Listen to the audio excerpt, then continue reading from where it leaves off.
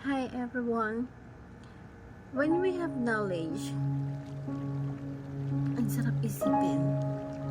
Lalo naman yung gain knowledge. Kasi,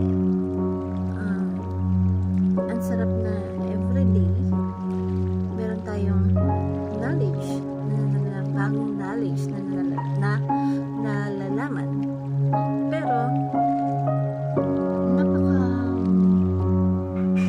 ang pinaka the best pala is to have wisdom. Kasi kasunod ng knowledge, wisdom. Pero para ikaw magkaroon ka ng wisdom, you have to apply what you learn. Kasi dun mo makikita kung talagang yung knowledge na natutunan mo, effective ba siya? Workable ba siya sa life mo? Dun natin makikita when the knowledge that you have is you have an edge on it. When you have an edge on it, dapat itong knowledge na to is nakagagawa mo. You take the knowledge into action to your life. That was the time na magiging wisdom siya. And the wisdom is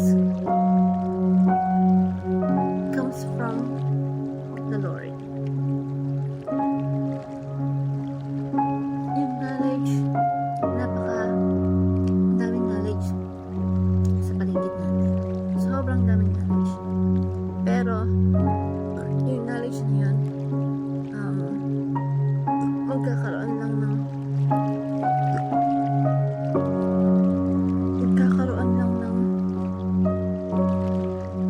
effectivity yun or ng impact yun sa buhay mo once you apply it to your life for you to have wisdom. So we always choose to have wisdom sa lahat ng ginagawa natin, sa lahat ng knowledge na